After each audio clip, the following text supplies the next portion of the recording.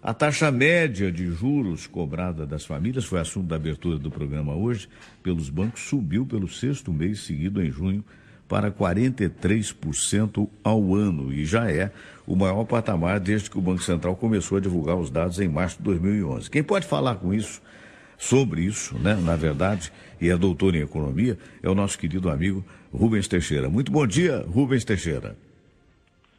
Bom dia, Fernando Sérgio. Bom dia aos queridos e queridos ouvintes da Super Rádio Tupi. Pois é, a alta aconteceu mesmo depois que o Banco Central parou de subir os juros básicos da economia, o que levou as instituições financeiras a pagarem juros menores para captar recursos no mercado. E, no entanto, estão cobrando mais. Por que, doutor Rubens? Fernando Sérgio, quando a gente pergunta assim, por que os juros são altos? Muitas pessoas têm na ponta da língua a seguinte resposta, com relação especialmente ao spread bancário, que é a diferença entre o juro que os bancos emprestam, né, e o que eles captam. As pessoas geralmente respondem que o spread bancário é alto porque a inadimplência é alta. Na verdade, no livro que nós lançamos aí há 2 semanas, Desatando o Nó do Crescimento Econômico, Propostas Econômicas e Jurídicas para o Sistema Financeiro Nacional, nós mostramos que o depósito compulsório sobre depósitos à vista no Brasil é muito elevado. E quando o compulsório por depósito à vista é elevado, normalmente o spread bancário é alto. Então, o que acontece? O que é isso? O compulsório, ele é a quantidade de dinheiro que o Banco Central retém dos bancos, tem que ficar parado no Banco Central. Então, por exemplo, o depósito, o compulsório atualmente está na faixa aí de 40 e poucos %. Isso quer dizer que todo depósito à vista, os bancos têm que reter no Banco Central esse percentual dos valores recolhidos do mercado. E no mundo, a taxa de compulsório é muito menor do que essa. Isso quer dizer que com menos dinheiro para emprestar, os bancos fazem uma seleção muito bem feita para quem eles vão emprestar o dinheiro. Então, a maior negação de que a questão do spread bancário ser alto não é a questão da inadimplência, é que nesse mesmo período em que a taxa de juros se manteve estável e a inadimplência diminuiu, o spread aumentou.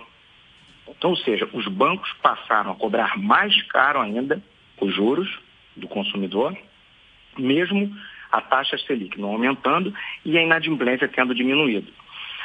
Então, o que acontece? Quando o compulsório é elevado, os bancos ficam com menos recursos, conforme eu havia dito, para emprestar, e eles fazem uma seleção. Aí você vai no banco, por exemplo, e fala assim, preciso de tanto emprestado. Ele vai e pergunta para você tem garantia?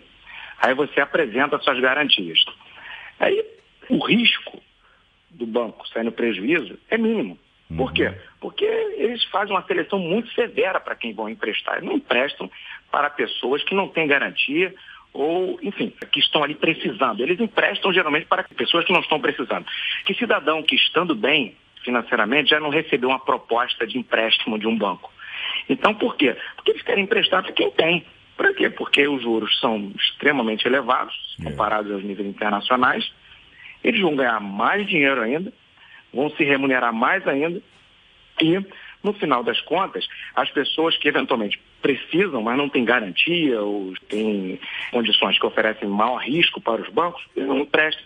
Agora, se o depósito compulsório reduzisse, o que aconteceria? Os bancos ficariam com mais dinheiro em caixa, eles iam ter que fazer mais empréstimo no varejo, iam ter que correr mais risco, mas também fazer a seleção correta e a avaliação correta do perfil daquelas pessoas que eles vão emprestar, porque não é porque a pessoa não tem recursos financeiros ou não tem bens, não quer dizer que ela é desonesta, tá certo? E iam ter que trabalhar mais, naturalmente a competição entre eles ia aumentar e necessariamente, por sobrevivência, o spread bancário ia reduzir e os juros reduziriam. Mas, enfim, como o compulsório é elevado, o que acontece? Aí, eles têm uma quantidade menor de recursos para emprestar, seleciona bem os clientes para quem vai emprestar, repito, aqueles que estão bem financeiramente, eles vão lá e emprestam mais dinheiro, propõem que compre o carro, propõem uma série de produtos. Risco, eles sabem que não tem, porque eles sabem quanto a pessoa tem na conta corrente, sabe qual é o patrimônio da pessoa, e a cada dia a lucratividade dos bancos vai aumentando mais ainda. E as pessoas que precisariam de empréstimo, mas não têm garantia, não tem renda, não tem patrimônio, ficam sem o empréstimo e acabam tendo que sofrer quando precisam de algum crédito ou então pagam juros mais exorbitantes ainda. Então, na verdade, essa distorção precisa ser corrigida. E a gente propõe, um dos tópicos que nós falamos no livro é exatamente isso. Por que o spread bancário no Brasil é tão alto? Uma seção do livro, se você abrir aí, você vai ver. Perfeito. Eu já tive a oportunidade de ler o livro e sei que é isso, que essa é a sua proposição realmente. Apenas para que o ouvinte entenda, vamos ver se eu captei. Esse depósito compulsório, quer dizer, se o banco ofere, por exemplo, R$1.000, ele vai depositar 43% disso, não é essa a taxa? Ele vai depositar Exatamente no Banco Central. Agora a pergunta, isto fica como se fosse uma caução, né? Quer dizer, isso gira como capital do Banco Central. Mas, na verdade, é um dinheiro que pertence ao banco depois, se ele precisar. É fato? Não, o dinheiro é do banco. O dinheiro é do banco, não é do Banco Central, não. Não é do Banco Central. Apenas retém, tira de circulação. Isso. Mas não fica indefinidamente parado, fica? Não, naturalmente essa avaliação é feita assim, num período, certamente diariamente. Por um período X. Porque Exato. O banco, cada dia ele capta mais, cada dia ele... Enfim, ele oscila, né? Então eu entendi perfeitamente o que o amigo disse, porque na realidade, então, como ele pega 100%, né, e deixa compulsoriamente 43% que ele não vai poder mexer, ele trata de aumentar o juro para poder lucrar mais, é isso? Na verdade, eles captam, vou dizer, 100. Sim. Aí retém 40 e pouco no Banco Central, tem lá uma quantidade aí de 50 e poucos % para eles poderem emprestar, movimentar, fazer o que quiserem. Quer dizer... E se eles tivessem mais, por exemplo, se tivessem a nível internacional, por exemplo, digamos que o nosso compulsório fosse 10%, ao invés de ter 50 e pouco, eles teriam em caixa disponível para transacionar com o mercado 90. Aí o que eles vão fazer com 90? Vão deixar parado? Vale o banco não deixa dinheiro parado porque senão eles perdem. Claro. Então eles vão ter que agir no mercado. Eles vão ter que agir no mercado. E ter a maior concorrência. Isso é que na verdade, é muito interessante ler o livro de sua autoria, porque traz algumas informações que até a pessoa mais leiga vai poder entender, né? O importante é o seguinte, né, doutor Rubens? Nesse momento não é bom negócio tirar empréstimo, né?